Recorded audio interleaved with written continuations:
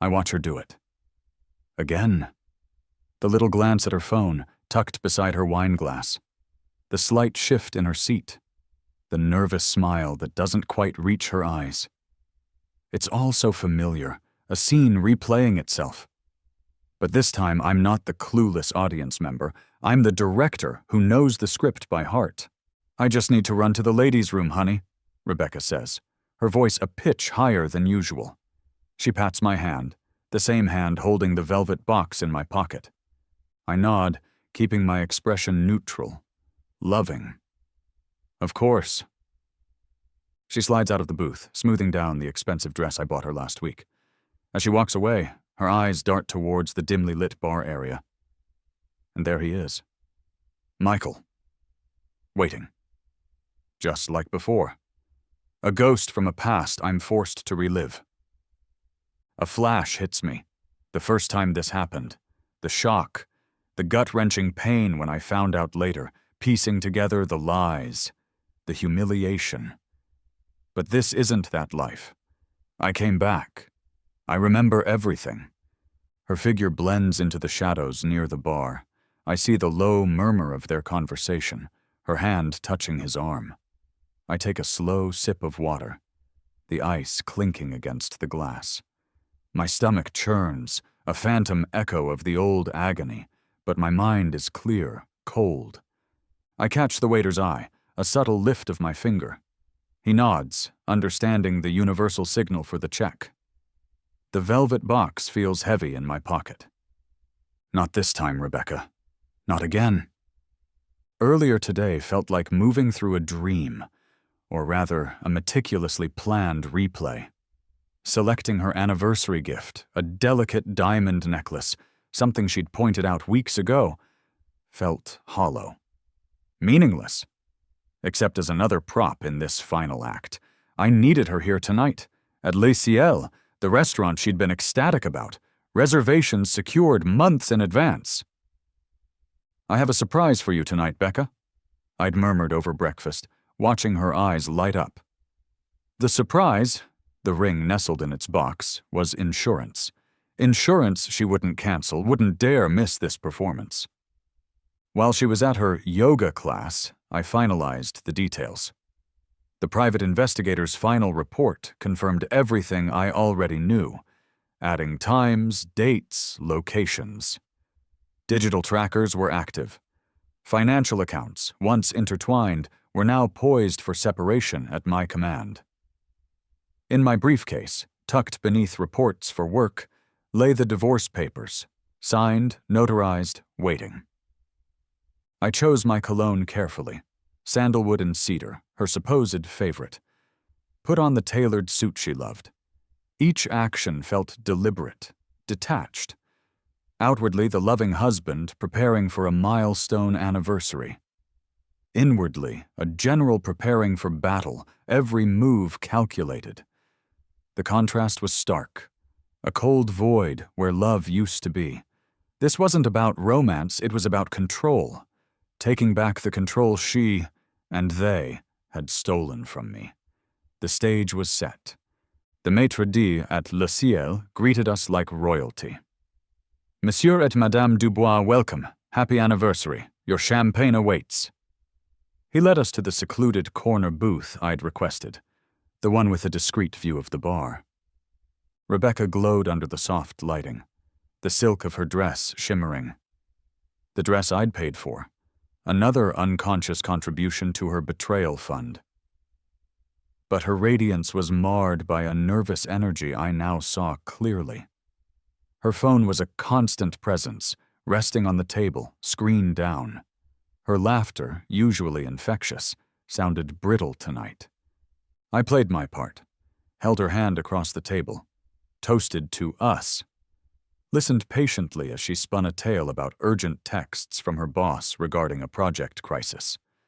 The candlelight flickered, reflecting in her pupils that couldn't quite meet mine when she lied. Work follows you everywhere, doesn't it? I said, my tone sympathetic. Inside, I catalogued every micro-expression, every fleeting glance towards the bar. The first course arrived. Oysters. She'd specifically requested them, knowing I was allergic. A small, almost insignificant detail, yet it spoke volumes. While I pretended to study the wine list, I saw her thumb move beneath the table's edge, tapping out a message, another brick in the wall she'd built between us. I sipped my champagne, the bubbles tasting like ash. I made sure dinner progressed at a glacial pace. Ordered an appetizer I knew took time to prepare.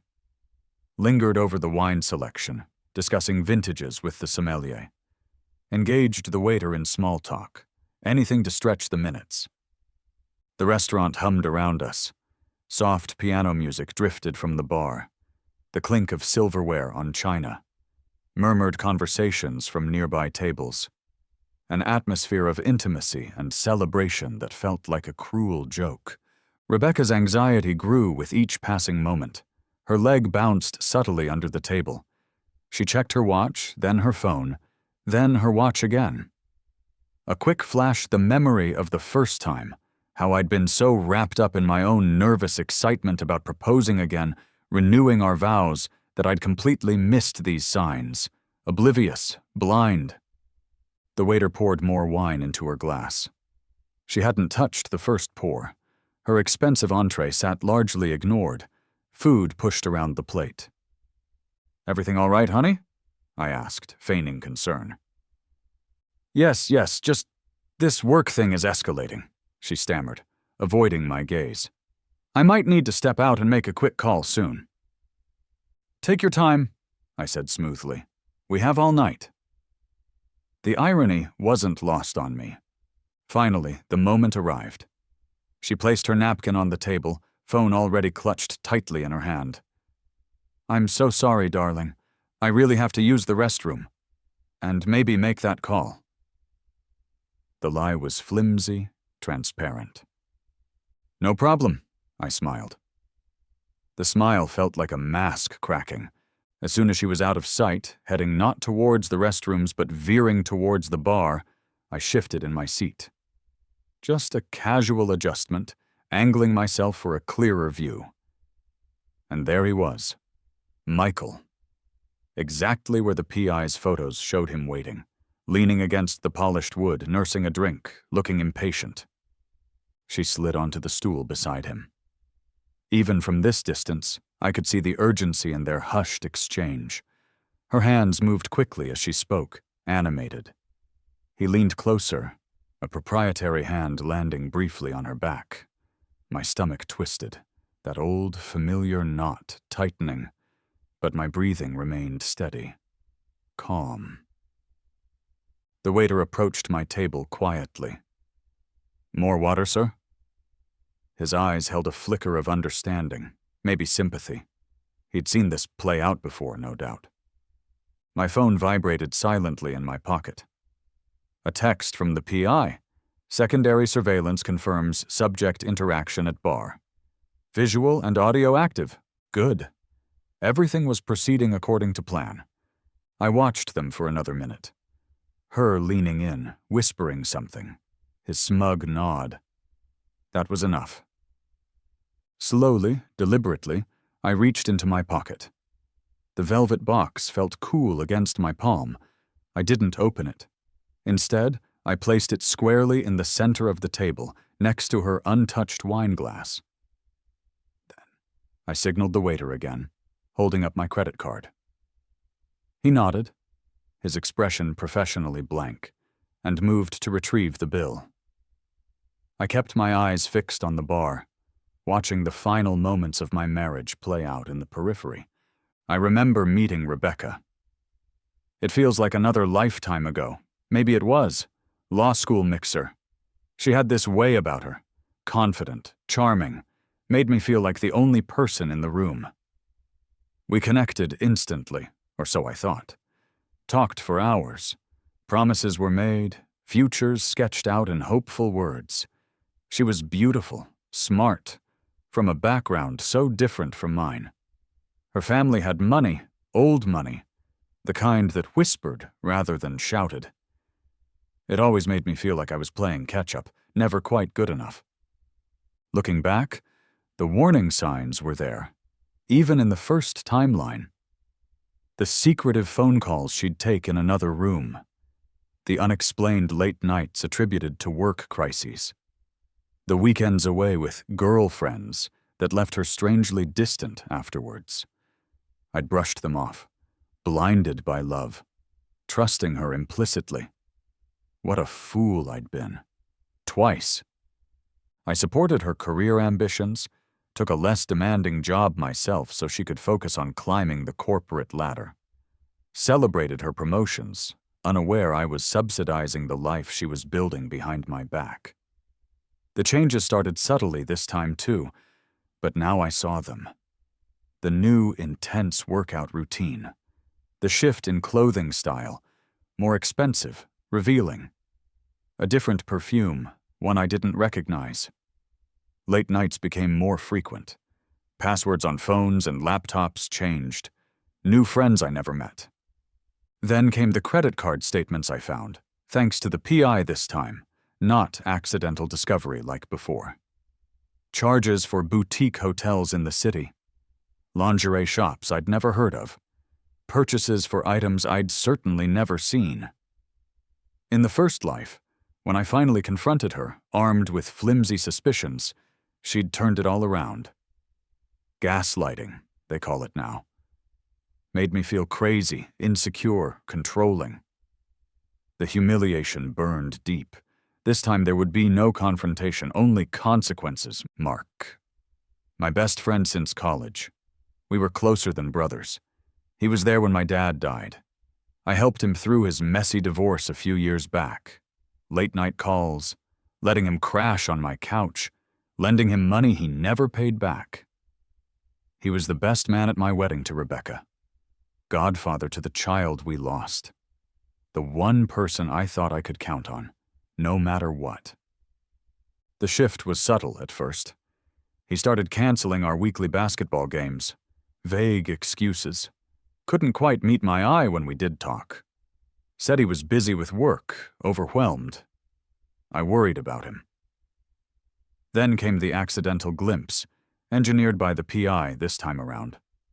A deliberate, wrong text sent to me, quickly deleted but captured by software I'd installed. Messages between him and Rebecca. Keep him tied up Thursday night.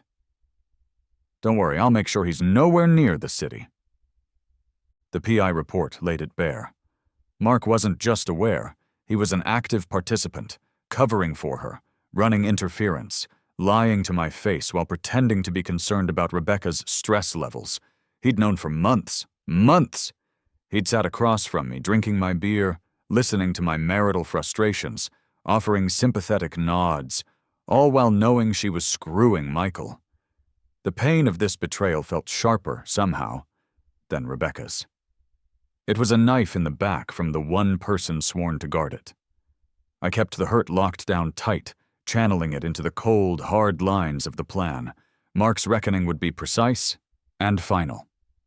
Elaine, my own sister. We used to tell each other everything. Growing up, she was my fiercest protector, my closest confidant. After I met Rebecca, the three of us became inseparable. At least, that's how it looked. Over the past year, Elaine and Rebecca's friendship intensified. Girls' nights became more frequent.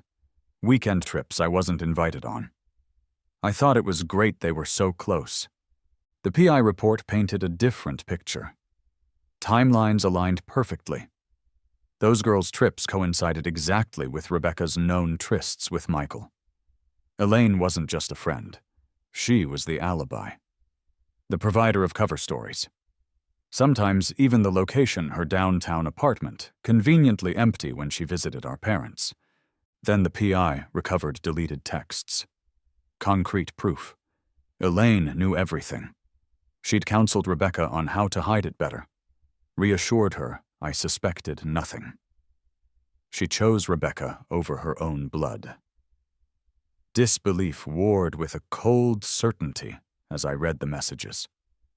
I remembered, in the first timeline, how Elaine had held me while I cried after the divorce, telling me I deserved better, all while knowing she'd helped facilitate the entire betrayal. I recalled a birthday dinner months ago, the knowing glances exchanged between her and Rebecca across the table.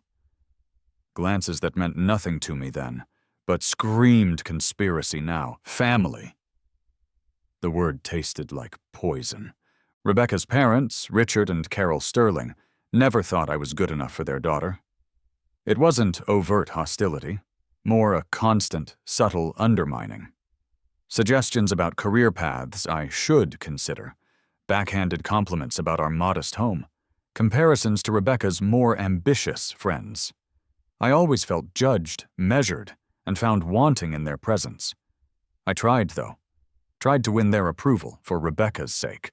The financial investigation, part of my meticulous preparation this time, uncovered their deeper involvement. Richard Sterling hadn't just known about the affair, he'd helped fund it. Transfers from a trust account he controlled directly coincided with expensive weekend getaways for Rebecca and Michael. Hotels, flights, dinners, all paid for by Daddy. Carol played her part too, creating opportunities. Inviting Rebecca alone to family functions or charity events where, surprise, surprise, Michael was also a guest. It was a long game, I realized. They'd always seen our marriage as a temporary detour, a youthful rebellion before Rebecca settled down with someone suitable, someone like Michael. The PI even produced photos. Richard and Carol dining with Rebecca and Michael at an exclusive restaurant just last month. Laughing. Celebrating. My stomach turned. They weren't just passive observers. They were active agents in dismantling my marriage, all while maintaining a facade of polite condescension towards me. Their fingerprints were everywhere. They would be included in the fallout. Oh yes, Michael Croft, the one that got away. Or rather, the one who was always lurking in the wings. Rebecca's college boyfriend. They had a passionate, tumultuous relationship that ended just before I came into the picture, or so she'd told me. His family was wealthy, connected, everything the Sterlings admired. He reappeared coincidentally about 18 months ago, taking a senior position at the firm where Rebecca worked. It started, she claimed, as professional mentorship. Lunches to discuss strategy. Late nights working on joint projects. Then friendship. Drinks after work. Confiding in each other. I see it now, the calculated pursuit, masked by professional courtesy. My investigation, far more thorough this time thanks to my foreknowledge, revealed the truth. They never really cut ties. Sporadic contact over the years rekindled flames whenever opportunity arose. He was everything I wasn't. Born into privilege, driving a luxury sports car, exuding an effortless arrogance I despised. Rebecca, I now understood, was drawn to that like a moth to a flame. The deepest cut? Discovering that Michael was the man her parents had always intended for her. My marriage was just an inconvenient delay in their grand plan. There were even financial ties. Michael's family business had significant dealings with Richard Sterling's company. A neat little package. Michael wasn't the root cause, I realized with cold clarity. He was just a symptom, another entitled pawn in a game orchestrated by others. Convenient, wealthy, and easily manipulated by Rebecca and her family. His role in my revenge would be incidental, collateral damage in the larger campaign. He simply didn't warrant a starring role. She slides back into the booth, a little breathless, her hair slightly fussier than before. A faint flush is on her cheeks. She avoids my eyes initially, busying herself with her napkin. "Everything okay?" I ask, keeping my voice level, laced with just the right amount of concern. "Fine, fine," she waves a hand dismissively. "Just a silly work thing, handled." She forces a bright smile. "Now, where were we? Gifts?" Her eyes flick to her watch again. She's running late for her real rendezvous. I play along, reach across the table, take her hand. "Happy anniversary, Becca." My words sound genuine, practiced. I present her with the necklace box. Her gasp of delight seems almost real. Just then, the waiter arrives, placing a small, decadent chocolate lava cake between us. "Happy Anniversary" is scrawled elegantly on the plate in raspberry coulis. Perfect timing. As she fumbles with the clasp of the necklace, her phone, placed screen up this time, buzzes on the table.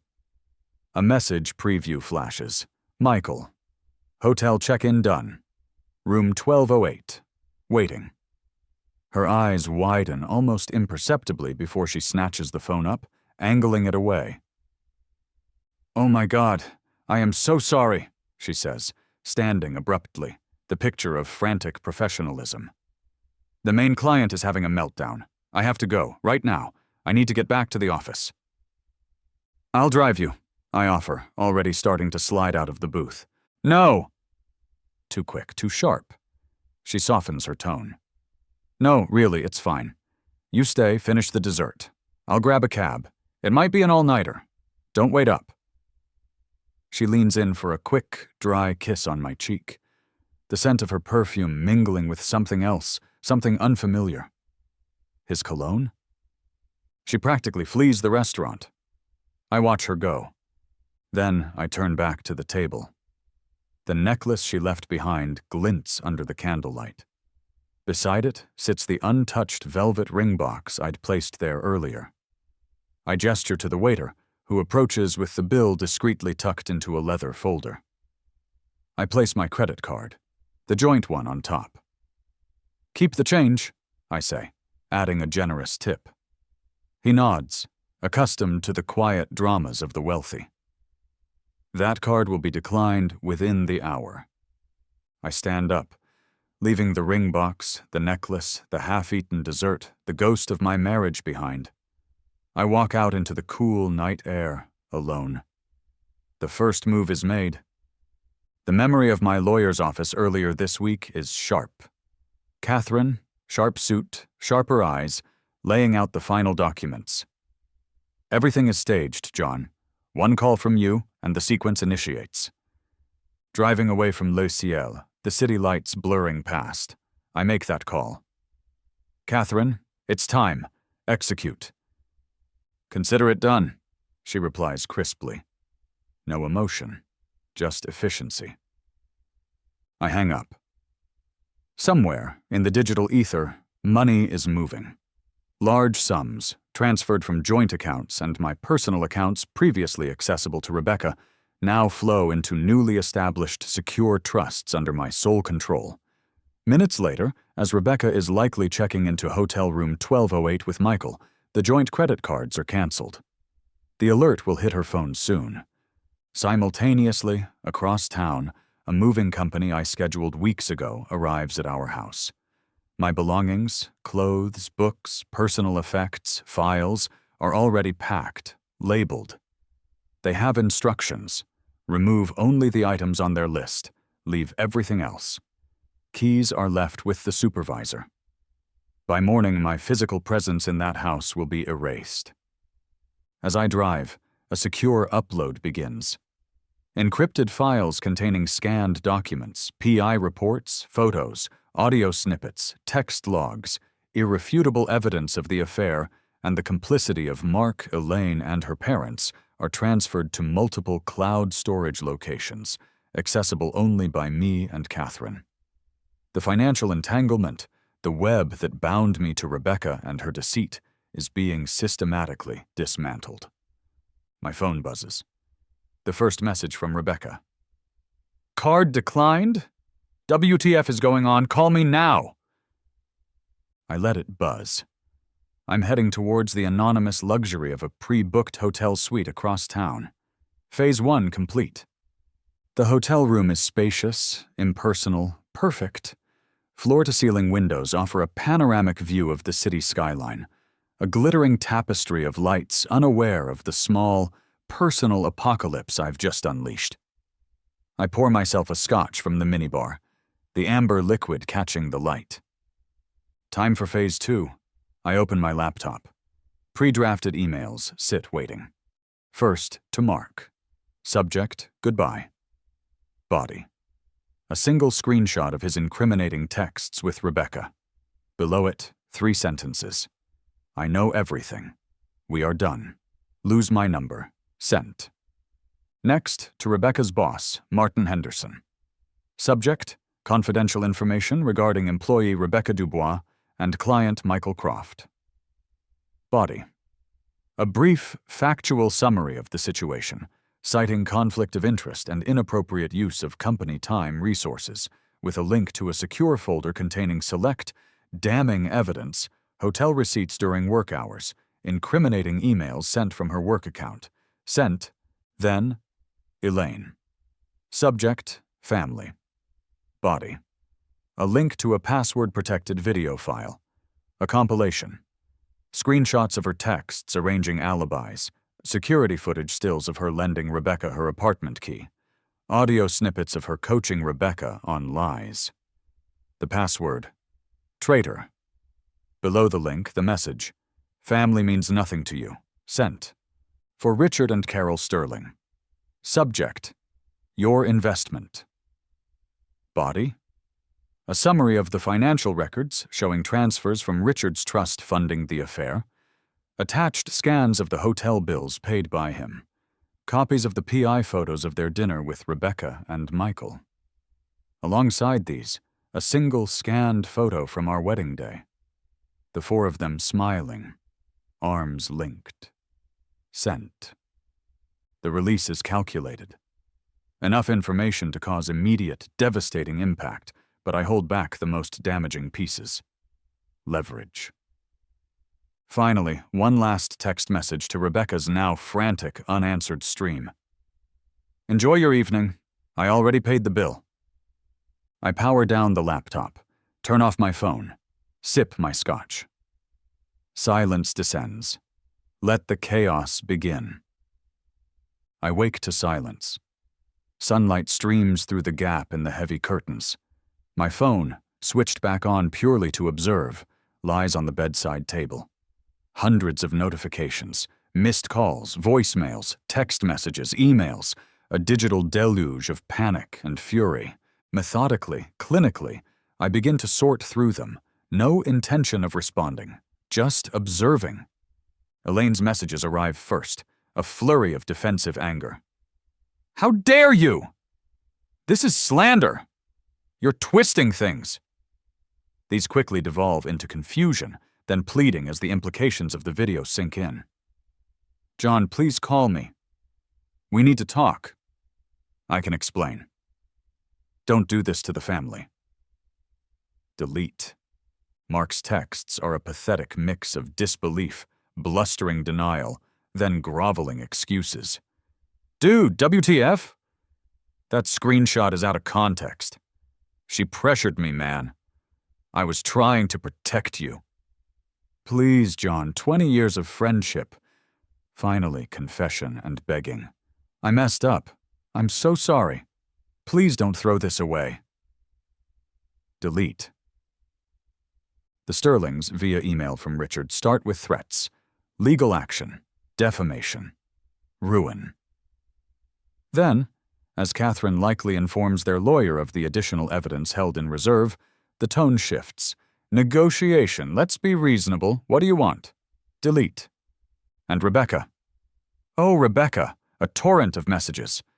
Initial outrage. What have you done? Denial. Michael is just a friend. You're paranoid. Anger. You're trying to destroy me. Gaslighting attempts. You're crazy. This is all in your head. Then desperation. Tearful voicemail messages. Videos of her crying. Pleading ignorance. Then partial admission. Then full, sobbing confession. I made a mistake, John. I love you. Please, please talk to me. I listened to a few seconds of one voicemail, her voice thick with manufactured tears. Detached curiosity, like a biologist examining a specimen under a microscope. Then delete. All of it. My silence is the amplifier. Their panic, their desperation, their crumbling worlds, all broadcast into a void. My void. It's the most powerful response I can give. The chaos is unfolding exactly as planned. It doesn't take long for the ripples to spread. My phone starts buzzing with a different kind of message, texts, and calls from friends, colleagues, acquaintances. Tentative feelers first. "Heard things are rough, man. Thinking of you." Then, as the carefully leaked information circulates, more direct support. "Can't believe what Rebecca did." Always knew Mark was slippery. "Your sister? Seriously?" I offer polite, brief, non-committal replies to a select few, confirming nothing, denying nothing. News travels fast in our circles. Rebecca's boss, Henderson, apparently called an urgent meeting.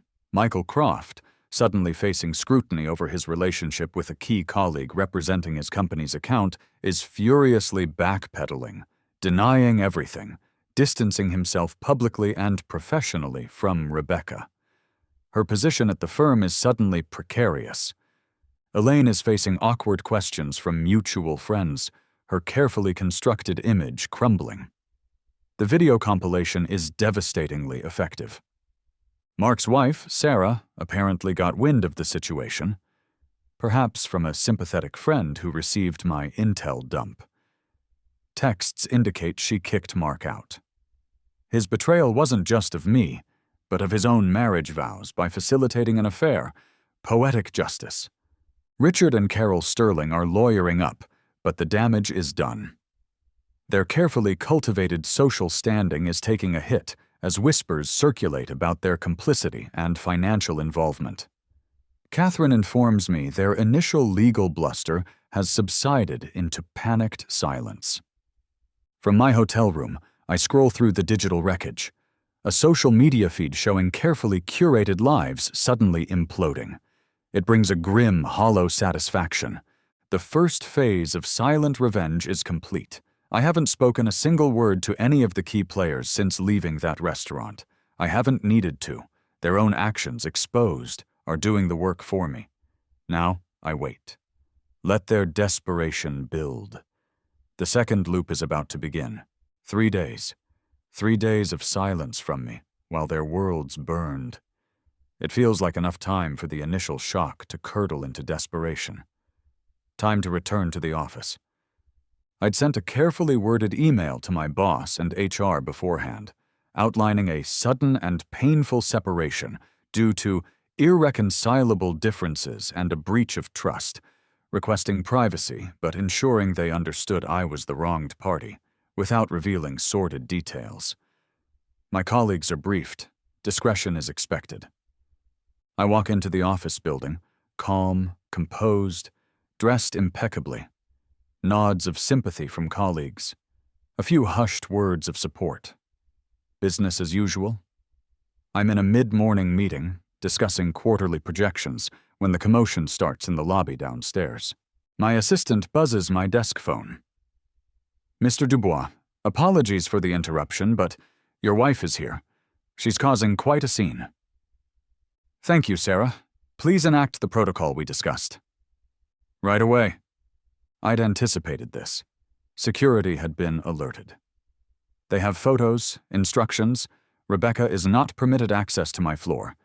If she appears, she is to be politely but firmly escorted from the premises. Through the glass walls of the conference room, we can see the drama unfold downstairs. Rebecca, looking frantic, disheveled, arguing with the security guards.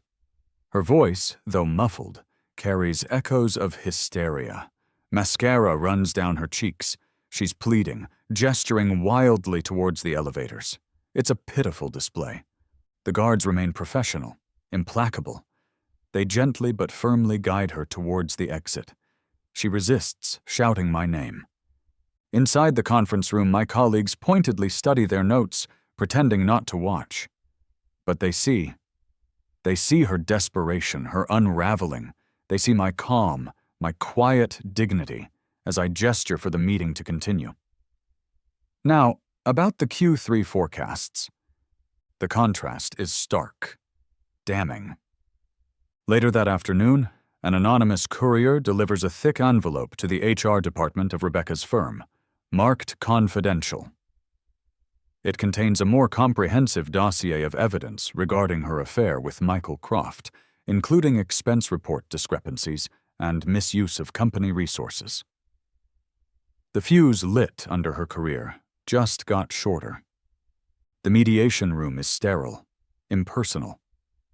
Catherine sits beside me, radiating quiet confidence.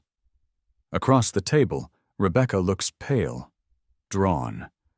Her lawyer, a slick older man named Peterson, seems uncomfortable. Catherine presents our divorce settlement offer. On the surface, it looks almost generous. I'll take on the lion's share of the joint debt. I don't want the house. She can have most of the furniture, the art she loved, a quick clean break. Peterson begins to posture, talking about equitable distribution, Rebecca's contributions, alimony. Catherine waits patiently. Then, she slides a single document across the table. Before we discuss Mrs. Dubois' perceived entitlements, Catherine says calmly, perhaps she can explain this. It's a copy of a second mortgage agreement on the house, one Rebecca co-signed years ago for one of her father's risky business ventures, something she'd clearly forgotten about. A venture that failed, leaving a substantial undisclosed lien against the property, a lien I only discovered through my deep financial dive. The house she thought was her safety net is actually a significant liability. Next, Catherine presents documents regarding the vacation condo they thought was joint property. It was purchased before the marriage, solely in my name. Rebecca's belief it was marital property was just that, a belief encouraged by her, never formalized. Suddenly, my offer to take on the joint debt, mostly tied to the hidden lien, in exchange for her share of other, smaller assets and a swift, uncontested divorce looks very different. Peterson's face falls. Rebecca looks stunned. Catherine adds one more item. Bank statements from a hidden account Rebecca had opened 6 months prior, funneling money into it, presumably for her new life with Michael. An account I wasn't supposed to know existed. My client is prepared to be discreet, Catherine states softly, letting the implication hang in the air. Fighting the settlement means financial discovery that would expose the hidden account, the lien, potentially triggering uncomfortable questions at Rebecca's firm about her financial judgment and honesty. Rebecca stares at me, searching my face for something. Anger? Triumph? She finds nothing. I haven't spoken a word. I sit perfectly still, letting Catherine handle everything. The realization dawns in her eyes. This isn't a negotiation. It's a controlled demolition. She's trapped. Peterson advises her quietly. She nods numbly, defeated. She'll sign. My parents insisted on a family meeting, not at their house, but mine, the new, sparsely furnished apartment I'd rented. Neutral ground. They knew the basics, but not the extent of the betrayal, especially Elaine's involvement. Elaine arrives looking defiant, ready to spin her narrative, paint herself as a misguided friend caught in the middle. My parents look worried, hoping for reconciliation, misunderstanding. I say nothing. As they settle awkwardly on the unfamiliar sofa, I simply place a tablet on the coffee table. On the screen is the evidence file Catherine prepared. Texts between Elaine and Rebecca. Financial records showing Elaine facilitated meetings, travel itineraries matching Rebecca's trysts, the video compilation, timestamps, photos, recordings. Irrefutable. My mother picks up the tablet first. My father reads over her shoulder. Silence stretches, thick and heavy, broken only by my mother's sharp intake of breath. Then a quiet sob. Elaine starts to sputter defenses, minimizations. It wasn't like that. Rebecca was confused. I was just trying to help. The evidence contradicts every word. My father, a man of quiet integrity, looks at his daughter, his face etched with a pain I've never seen before. Elaine, he says, his voice hoarse. How could you? The family implodes. Accusations fly, tears flow. Elaine's desperate attempts to justify her actions crumble against the cold, hard facts on the screen. My parents, devastated, make their choice clear. Their loyalty is with me. The fracture is immediate, deep, likely permanent. Throughout the entire confrontation, I remain silent. I am the eye of the storm, the still point around which their world shatters. I don't need to rage or accuse. The truth, laid bare, is enough. Elaine finally leaves, defeated, tears streaming down her face. She knows she hasn't just lost her brother. She's lost her place in the family she betrayed. The door clicks shut behind her, leaving a heavy silence in its wake. My mother reaches out, takes my hand. Still, I say nothing. Some well-meaning friends, clinging to the hope of salvaging the situation, organize a gathering, a sort of informal summit at a neutral bar aimed at fostering understanding, maybe even reconciliation between me, Rebecca, Mark, and the wider group caught in the crossfire. I agree to attend, briefly. I walk in, nod politely to the assembled group. The atmosphere is thick with tension. Mark immediately approaches me, hand outstretched, face pleading. "John, man, can we just talk, please?" I look at his hand, then meet his eyes.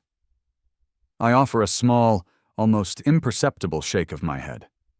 Then, without a word, I turn and walk towards the exit. I stay less than 5 minutes. My silent departure hangs in the air, a definitive statement. There is no middle ground here. The evidence I allowed to circulate has already drawn the lines. People saw the texts, the photos, the financial trails. The ambiguity is gone. Friends are forced to choose, and most, seeing the depth of the betrayal by Rebecca, Mark, and Elaine, are siding with me, or at least offering quiet support. Minutes after I leave, Rebecca arrives, clearly hoping to plead her case, perhaps rally support. Text messages start hitting my phone from friends still inside. She just walked in. Awkward. Nobody knows what to say to her. Wow, cold shoulder city. Mark looks like he wants the ground to swallow him. My strategic absence, my refusal to engage in the drama, speaks volumes. It forces the narrative onto their actions, not my reactions. The social structure we once shared is collapsing around Rebecca and Mark. Another silent victory. Their support system is dissolving, consequence by consequence. A week later, Rebecca tries a different tactic, an intervention, for me. She gathers her remaining allies, a couple of oblivious friends, maybe a distant relative, perhaps even her mother makes an appearance, at Elaine's apartment. The goal, ostensibly, is to express their concern for my well-being, my destructive path, and to encourage forgiveness and reconciliation. I receive the invitation, a carefully worded email about wanting to talk things through for everyone's sake. Against Catherine's advice, I decide to go. Curiosity, perhaps. Or maybe just to witness the final act of their desperation. I arrive punctually. The small group is assembled, arranged in a semicircle, faces radiating rehearsed sincerity and concern. Rebecca, looking pale but composed, sits slightly forward. They launch into their prepared speeches. How this anger is consuming me. How forgiveness is divine. How we all make mistakes. How love means second chances. How I need to let go of the past and move forward, preferably with Rebecca. They talk about our history, our connection. I listen politely, patiently, without interrupting. My silence is unnerving to them. They expect arguments, denials, anger. I offer none. I just sit there, a calm observer in their staged drama. When they finally finish, their voices trailing off into the uncomfortable quiet, they look at me expectantly, waiting for my response, my breakdown, my acceptance. I lean forward slightly, not to speak, but to place a thin manila envelope on the coffee table in the center of their circle. Inside, copies of new evidence. Things I'd held back. Evidence of Rebecca bad-mouthing these very allies behind their backs in texts to Michael. Evidence of her plans to cut ties with them once she secured her future. More details about the financial manipulations involving her parents. Then I stand up, look around the room, meeting each of their eyes briefly, and I walk out, without a single word. I leave them there, the envelope sitting on the table, a ticking time bomb in their midst. The intervention hasn't just failed, it has backfired spectacularly. Rebecca's last attempt to control the narrative has only cemented her defeat, likely costing her the few remaining allies she had left. The second loop is closed. Cornered, Rebecca makes a final, desperate gamble. Against her lawyer's advice, apparently, she instructs him to withdraw her acceptance of the settlement and file a contested divorce. The demands are maximalist, outrageous. The house, despite the lien, the non-existent vacation condo, significant alimony, half my future earnings, compensation for emotional distress. It's a transparent attempt to force me back to the negotiating table, to inflict pain and cost. Catherine is unfazed. We anticipated this. In a closed-door session with the judge, Catherine presents the full evidence package, everything. The initial PI reports, the financial forensics showing the Sterling's funding, the texts confirming Mark and Elaine's complicity, the workplace misconduct evidence, the hidden bank account, the recordings, the photos, the videos, the entire sordid tapestry. Rebecca's lawyer, Peterson, who likely hadn't seen the full extent of it, reportedly turns pale as Catherine walks the judge through the timeline of deceit and conspiracy. The judge, an experienced jurist known for her no-nonsense approach, listens intently. The private meeting is brief. Afterwards, the judge issues a revised scheduling order, strongly urging both parties to return to mediation immediately and reconsider the original settlement, hinting broadly that a public court battle would likely result in findings detrimental to Mrs. Dubois' credibility and reputation, and potentially involve perjury investigations given her initial sworn statements. The message is clear. Fight this, and everything comes out in open court. Rebecca discovers that her attempt to escalate has only tightened the noose. Her lawyer strongly advises her to retreat. Throughout the legal maneuvers, I maintain absolute silence towards Rebecca. Her increasingly frantic emails, texts, even attempts to corner me outside Catherine's office go unanswered. She leaves tearful voicemails on my lawyer's answering machine, begging me to talk. Finally, Peterson calls Catherine. They'll accept the original terms, uncontested. Rebecca withdraws her filing. The third silent victory. The legal battle ends not with a bang, but with her whimper of surrender. The whispers at Rebecca's firm turned into a quiet investigation after HR received the anonymous evidence packet. While the affair itself wasn't strictly a fireable offense, the documented misuse of company resources, the conflict of interest with Michael's client account, and the questions surrounding her financial judgment raised by the hidden account and the house lien created a perfect storm. Key accounts, including Michael Croft's company, now desperate to distance themselves, request a different representative. Her professional reputation, carefully cultivated over years, is tarnished. The promotion she received last year, the one I'd made sacrifices for, taking on more childcare, household duties, putting my own ambitions on hold, is quietly rescinded. Officially, it's a restructuring. Unofficially, everyone knows why. Michael, predictably, throws her under the bus completely.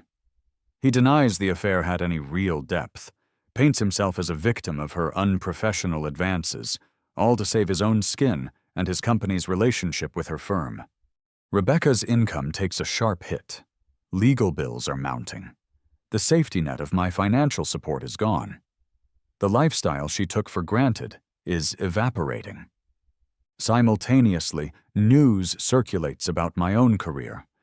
A significant promotion I'd been working towards before the implosion, put on hold during the initial chaos, is announced. A step up, more responsibility, higher visibility. It happens organically, based on merit, but the timing is exquisite. News travels, people talk. She hears about my success as her own career stalls, then reverses. She sees me rising as she falls, all without me ever uttering her name in a professional context. The contrast is another form of silent retribution. The final pillar of Rebecca's constructed reality crumbles. She discovers, likely through social media or mutual acquaintances, Michael Croft's engagement announcement. Not to her, of course. To a woman from his own rarefied social strata, someone deemed appropriate by his family and hers. The wedding is planned for next summer. Reports filter back to me, through Catherine's network and the few friends still relaying information. Rebecca apparently confronted Michael. A public scene at a restaurant, tears, accusations. He was cold, dismissive. According to witnesses, he told her she'd misunderstood their relationship, that he had never seriously intended to leave his long-term, socially advantageous girlfriend. He essentially called her a fling, a diversion. Adding insult to injury, her parents, Richard and Carol, side with Michael. Business ties between the Sterling and Croft families are too important to jeopardize over their daughter's messy affair. They offer Rebecca sympathy, but make it clear she needs to handle this discreetly, not cause problems for Michael or his influential family. They choose money and connections over their own daughter. Rebecca is now completely isolated, lover gone, career damaged, family support conditional and self-serving, friends distanced, finances precarious. She hits rock bottom, alone in the expensive apartment she secured, believing Michael would be sharing the rent, an apartment she can now barely afford. A final email arrives in my inbox. Subject, please. It's long, rambling. A full confession, laying bare years of deception, insecurities, bad choices. Details I hadn't even known. Manipulations that went deeper than I suspected. It ends with a raw, desperate plea for forgiveness, for any kind of contact, for a sign that the man she destroyed still exists. I read it through once. Then I archive it, unread marker still intact. Silence remains my only reply. Somehow she finds my new address. Maybe Elaine told her before the final fallout. Maybe she hired her own PI. One evening, my doorbell rings. I check the security feed. It's Rebecca. She looks different, subdued, thinner. The expensive clothes are gone, replaced by something simpler. She's clearly rehearsed what she wants to say. Against my better judgment, I open the door, but block the entrance with my body. She starts talking immediately, words tumbling out in a rush. An apology, raw and seemingly genuine this time. Tears stream down her face, unchecked. She talks about her mistakes, her fears, her stupidity. She confesses everything. The long-term nature of the affair, the manipulation by her parents, the active roles Mark and Elaine played, her own deep-seated insecurity that drove her towards Michael's wealth and status. She acknowledges the depth of the pain she caused, the life she ruined. Things the PI never uncovered, details only she would know. It's the confession I never got in the first life, the one I craved then. She talks about realizing what she threw away, how she destroyed the only person who ever truly loved her for who she was, not what her family represented. She offers anything, everything, to sign any document, accept any terms, live any way I dictate if only I'll give her another chance, a second chance. I listen, silently. My face gives away nothing. No anger, no pity, no forgiveness. Just quiet attention. Her words falter as my silence stretches. The hope drains from her eyes, replaced by despair. She's laid her soul bare, and the void just stares back.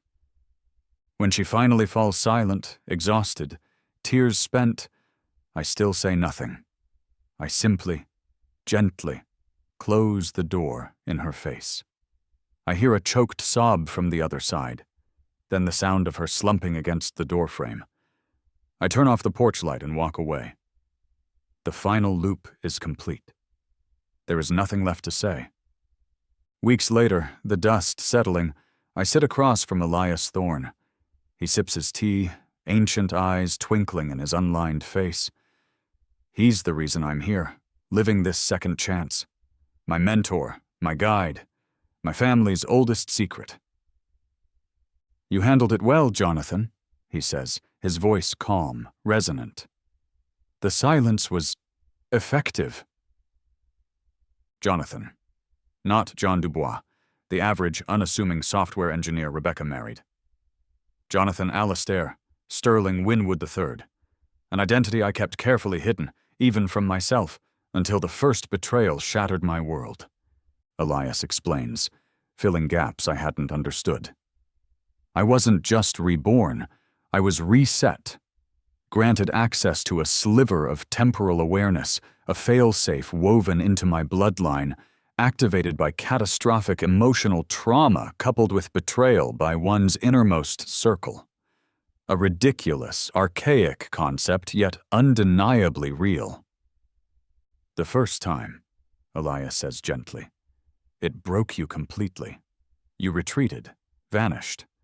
The potential remained unrealized."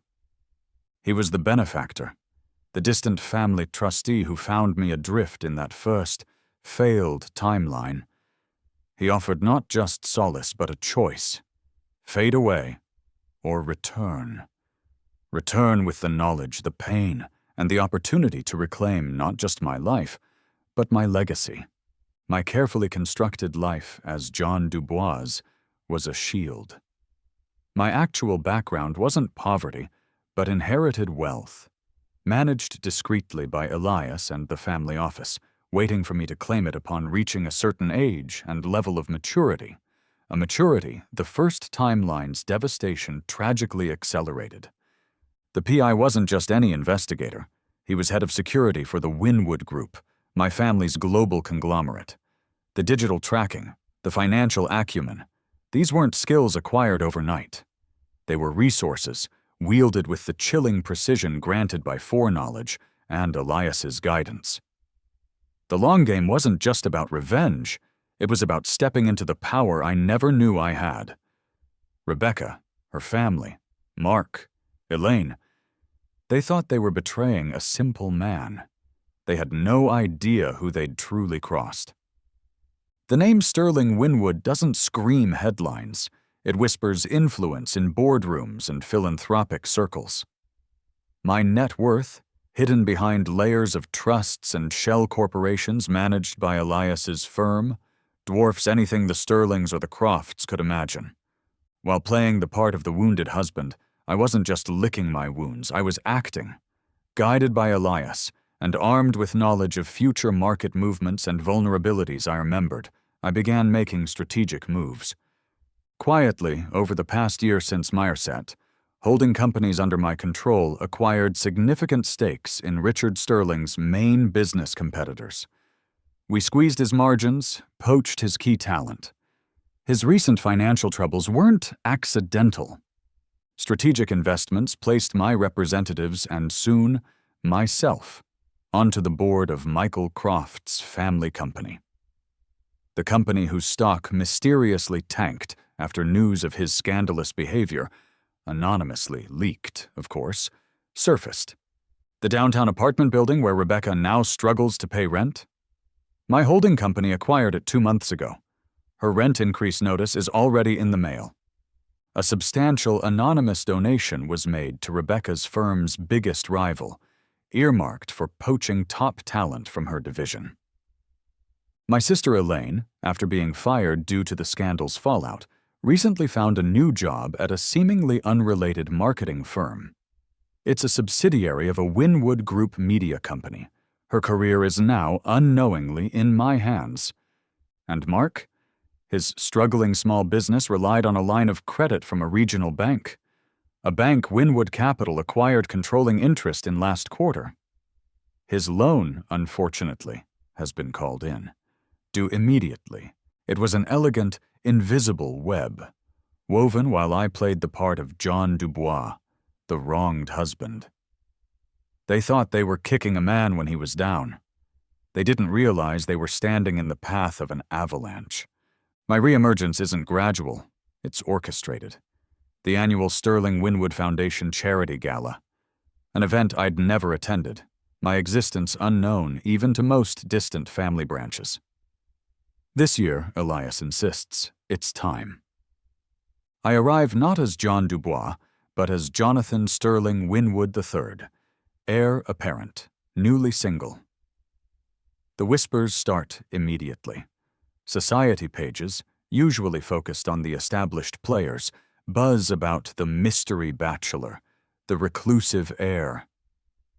Photos capture me in quiet conversation with senators, CEOs, global philanthropists, Elias's circle, now mine. Richard and Carol Sterling are there. Their faces, when they see me standing beside Elias, acknowledged, welcomed, are a picture of disbelief turning to horror. They suddenly understand the calls that weren't returned, the credit lines that dried up, the competitors who suddenly had uncanny market insight. Michael Croft, attending with his perfectly appropriate fiancée, freezes when he's introduced to the new member of his company's oversight committee. Me, the man whose wife he stole, whose life he helped ruin, now holds his professional fate in his hands. His fiancée looks intrigued by the handsome, powerful stranger. Rebecca isn't here, of course. She wouldn't be allowed past the velvet ropes. But she'll see the photos. She'll read the society columns. She'll see the man she discarded, the average man she deemed unworthy, emerge as the very embodiment of the power and status she craved, moving effortlessly in circles she could only dream of entering. Elaine, reading the online coverage, will see her brother, the one she betrayed for social climbing, now occupying the summit she desperately tried to scale. I move through the room, calm, courteous, acknowledging those who were kind in my previous life, offering a polite nod to allies. The betrayers, the Sterlings, Michael, receive nothing, not even anger. Just the cool, dismissive indifference of someone who has moved worlds beyond them. The power dynamic hasn't just shifted, it has inverted. Those who looked down now find themselves desperately, hopelessly looking up. The gala is just the beginning. Elias ensures the Sterling Wynwood lineage, an obscure but deeply rooted branch of European aristocracy intertwined with old American industrial wealth, is subtly highlighted. My inheritance wasn't just money, it was a legacy, activated fully upon my 30th birthday, a date that conveniently fell just weeks after the divorce papers were filed. Connections are made, doors open effortlessly.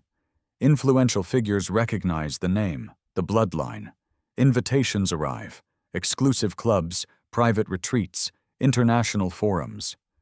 Rebecca learns the truth in pieces, whispers from former friends she tried to cultivate, comments from her parents, now desperate to understand how they missed this. She discovers that the wealthy friends she'd tried so hard to impress, the ones who subtly looked down on John Dubois, likely knew, or at least suspected, my true background all along. Old money recognizes old money, even when it's hiding in plain sight.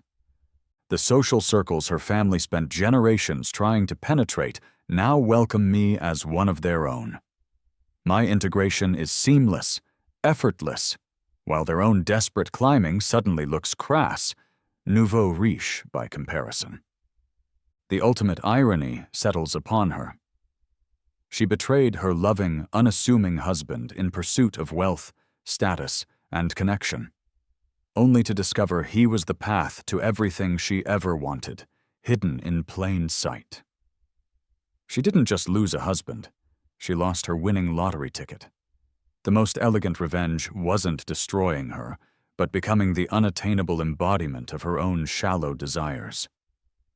Elias Thorne is more than a mentor, more than a trustee. He is the current guardian of the family gift, the temporal awareness, the ability to offer a reset under specific traumatic circumstances. It's a lineage stretching back centuries, a secret society dedicated to protecting its own and, occasionally, intervening.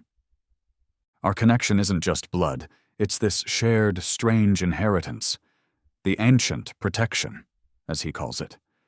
He reveals more about the first timeline, betrayals I hadn't even discovered then, financial sabotage by Richard Sterling going back years, Michael bad-mouthing me professionally long before the affair began, Elaine actively undermining my relationship with Rebecca almost from the start, jealous of our connection. The picture was even darker than I knew. The power my wife's family sensed, the reason they felt I was different but couldn't place why, was this latent potential, this generational energy they couldn't comprehend. My transformation is complete, from John Dubois, the shattered victim, to Jonathan Sterling Winwood III, a man fully aware of his past, his present, and his power. The mystical element, the reset, wasn't just about revenge. It was an awakening, a catalyst forcing me to step into my legacy. The final revelation from Elias chills me, even now. He orchestrated my first meeting with Rebecca. Not maliciously, but because the family's strange foresight indicated she was the catalyst, the necessary trauma required to trigger my awakening, to force me onto the path I was meant to walk. My marriage, my heartbreak, my revenge, all foreseen, perhaps even guided, steps in a much larger, older pattern. I was a pawn, yes, but in a game designed ultimately for my own ascension. Months pass. My life finds a new rhythm, balancing the demands of the Winwood Group with establishing my own philanthropic foundation. I travel, reconnect with the world, heal. Then, inevitably, Rebecca reappears. It's calculated. At a charity luncheon my foundation is sponsoring, she looks rebuilt. She's wearing a simple, elegant dress reminiscent of the style she wore when we first met. Her hair is softer, her makeup understated. She's clearly done her research, timed her appearance perfectly.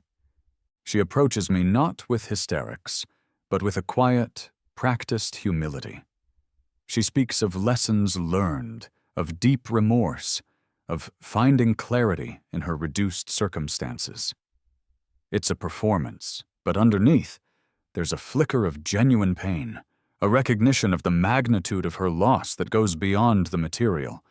She waits until we are momentarily alone, near a quiet exit. Then, the mask slips into desperation. She sinks to her knees, clutching my hand, tears welling. "Jonathan," she whispers, using my true name. "I know what I did. I know who you are now. I was a fool, blinded by everything I thought mattered." She confesses again, briefly, acknowledging she finally understands the depth of what she threw away. Not just the wealth, but the man. "I see you now. I see what I lost." She appeals to our history, the good years before the rot set in, the private jokes, the shared memories only we possess, and then the final desperate offer. "I'll sign anything, a prenup, postnup, whatever you want. No claims, no demands. Just let me back in and, please, give us another chance." I reach down, gently helping her to her feet. There's a flicker of hope in her eyes at my touch. My own heart feels calm, centered. The gaping wound of her betrayal has finally scarred over, leaving not anger, but a quiet peace. My eyes meet hers. They hold no lingering resentment, no malice. But the love, the romantic spark that ignited our life together, is gone, extinguished forever. "Rebecca," I say, my voice soft, kind even. "I hear you, and I believe you are sorry, truly sorry for what you did." Her breath catches, hope surges. "I forgive you," I continue, and I mean it. The bitterness has dissolved. I forgive you completely. Tears of relief start to form. And no. The word hangs between us, simple, devastating. Her face crumples. "No?" she whispers, disbelieving. "No," I repeat gently. "Some things, once broken, can't be fixed. We can't go back. The trust is gone. The love I had for you died. It's sad, but it's the truth." I pause, letting the finality sink in. "I genuinely hope you find happiness, Rebecca. Build a good life for yourself. But it won't be with me." I withdraw my hand from hers, without anger, without malice, but with absolute finality. I turn and walk away, leaving her sobbing figure standing alone in the corner of the bustling room. There's no triumph in it, just the quiet closing of a painful chapter. I take a trip, alone, to Santorini, a place Rebecca and I had always dreamed of visiting together. Sitting on my balcony, watching the sunrise paint the caldera in hues of pink and gold, I feel a profound sense of release. I open my journal, the one Elias gave me. I write about the cycle, the pain, the meticulously planned revenge, the unexpected twists of my own identity, and now, finally, this quiet sense of peace. The elaborate plots, the financial maneuvers, the social destruction, they feel distant now, actions taken by a different version of myself. The need for vengeance has evaporated, replaced by a simple desire for stillness. My phone rings. It's my parents. We talk easily, warmly. The wound with Elaine remains, a sad ache, but the core family bond is restored. Stronger, perhaps. Later, I run into Mark's brother in a small taverna. He tells me Mark lost his business, his marriage, everything. He looks lost. I offer a civil nod. No rancor, but no reconciliation either. Some ties remain severed. I realize, sitting there overlooking the Aegean Sea, that the wealth, the power, the sterling Winwood name, they are tools, resources. Important, yes, but the true victory wasn't in wielding them against those who hurt me, but in finding my own internal peace irrespective of them. I make a decision. The foundation I started won't just be about generic philanthropy. It will focus specifically on helping individuals navigate and recover from profound personal betrayal, offering resources, support, a path back to themselves. Turning my pain into purpose. Elias arranges a visit to the ancestral Stirling Winwood estate in the Scottish Highlands, a place I never knew existed. It's ancient, imposing, radiating a quiet power. Here, I meet distant relatives, others who carry the gift, or at least the knowledge of it. They share stories, family histories filled with cycles of betrayal, resilience, and eventual triumph. Overcoming adversity, it seems, is woven into our DNA. I learn more about the guardians like Elias, their role in watching over the family, guiding those who undergo the traumatic awakening.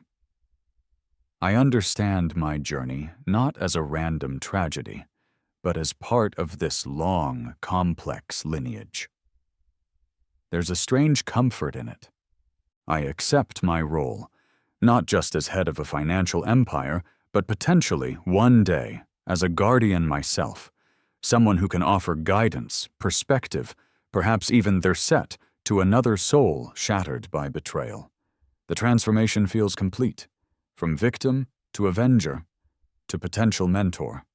Walking the misty grounds, I touch the ancient signet ring Elias gave me, bearing the family crest. It feels heavier, more permanent than any wedding band. The painful journey, I realize, wasn't just about reclaiming my life. It was about forging my true identity, fulfilling an ancient pattern. It was a necessary fire. The closing scene finds me months later, aboard a yacht gliding silently across the Mediterranean Sea. Sunset bleeds across the horizon. I am alone, but not lonely. The solitude is rich, peaceful. A packet of forwarded mail sits beside me.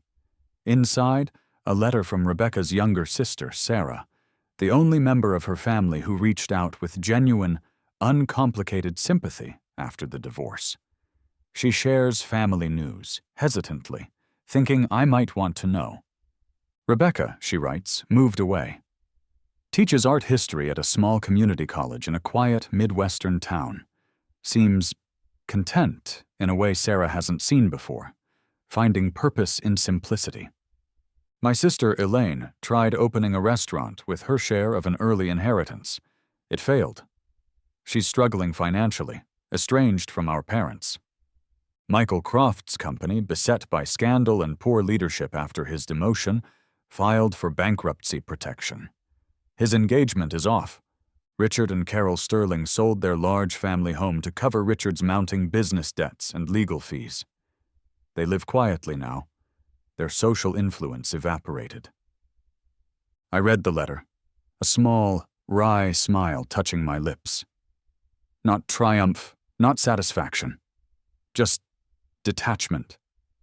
Their fates are their own, consequences of their own choices. I fold the letter, walk to the railing, and let it flutter out of my hand, carried away by the sea breeze. I don't need to know anymore. Their story is no longer tangled with mine. The yacht turns, heading towards a new dawn breaking on the horizon. The golden light reflects on the calm water and on my face. Peace. Complete and utter peace.